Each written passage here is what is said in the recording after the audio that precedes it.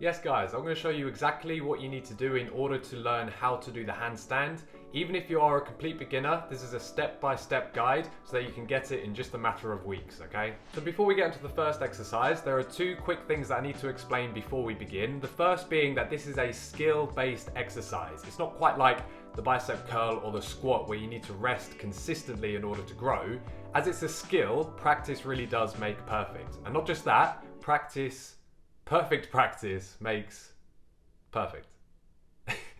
Perfect practice makes perfect. So what we need to do is practice this almost daily. That is really important. If you're not willing to put in the effort and to practice this almost daily, then unfortunately you don't want to learn the handstand. You just like the idea of being able to do the handstand, okay?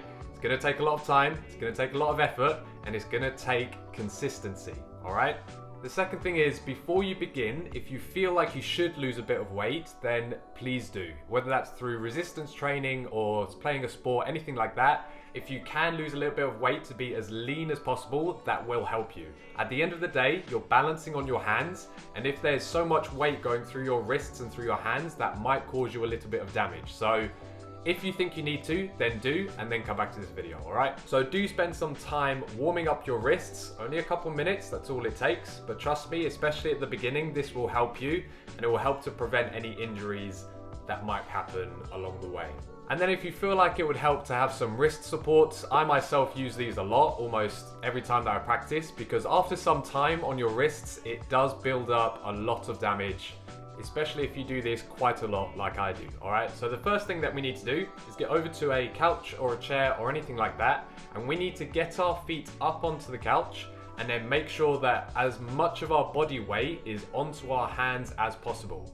This is your first step. This is very key if you are a complete beginner, because you need to get used to having this weight on your hand and on your shoulders, because it's like standing up, just upside down, okay? You've been doing that your whole life, so we need to completely turn it on its head, quite literally.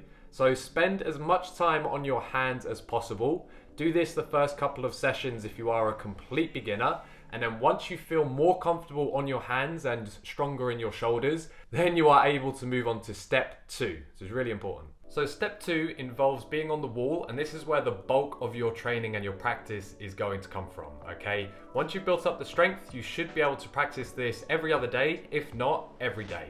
But you need to be very, very careful when you come down. Going up is really easy, but coming down, you need to be able to either roll or to sort of pirouette out of it. Otherwise, you're just gonna crash down onto your back and onto your bum, and that's not gonna feel nice, all right? Practice the rolling before you do this, and then when you are comfortable rolling, you can then safely and confidently go up to the handstand and then roll back down. So you need to walk yourself up to the wall and then get yourself as close to the wall as possible so that your belly is nearly touching the wall and that your body stays completely straight.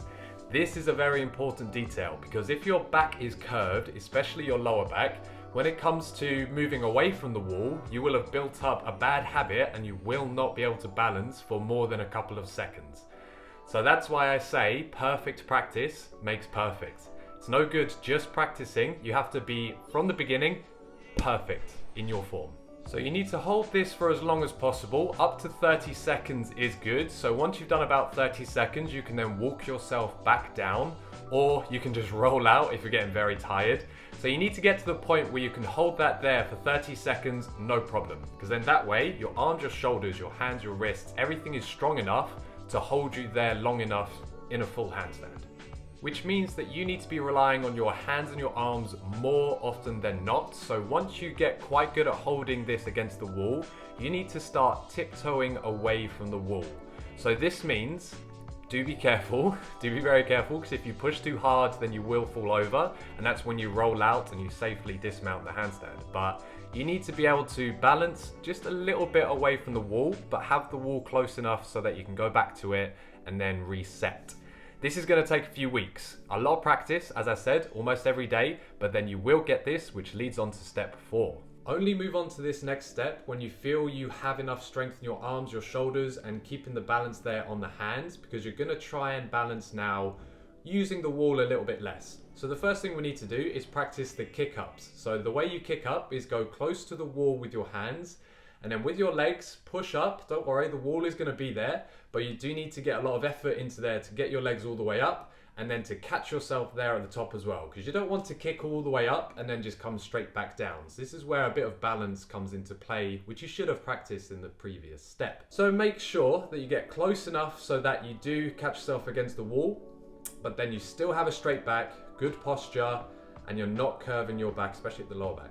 And then again, when you're at the top, do try and use the wall a little bit less and rely on your hands and really fight for that handstand position. And then you're ready to move on to the last final step. This last step is very simply just to practice away from the wall. At this point, you should be very confident in your ability to hold yourself up, to hold yourself straight, and then to use your balance and then to use your hands as much as possible as well. So where at the beginning you might practice this and hold it there for a couple of seconds and then fail all of your other attempts, that's fine, because eventually you're going to get consistent at holding it there for a couple of seconds, and then you're going to get one that you hold for 5 seconds, and then eventually you'll get consistently 5 seconds, and then you might get one that's 9 seconds. You see where this is going. It builds up, it's just trial and error, and over time you get more and more confident in your ability to hold it on your hands. But really, you just have to try. That's all it comes down to. Most people that don't actually make the handstand are the ones that don't try and go for the handstand. You know, they fail a few times and they think, that's it. Can't do it. It's just like riding a bike. Once you get that balance on the bike, you're fine. You'll just learn it and get better.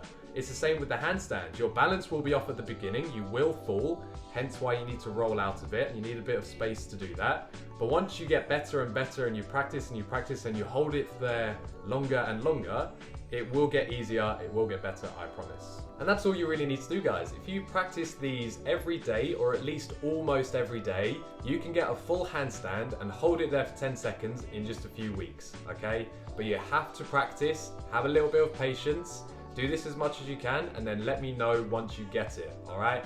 I'll add this to the playlist where we have other beginner calisthenics exercises, and let me know in the comments what you want to see next. Could be anything from like the L-sit to other calisthenics movements. You just let me know, and have a good day.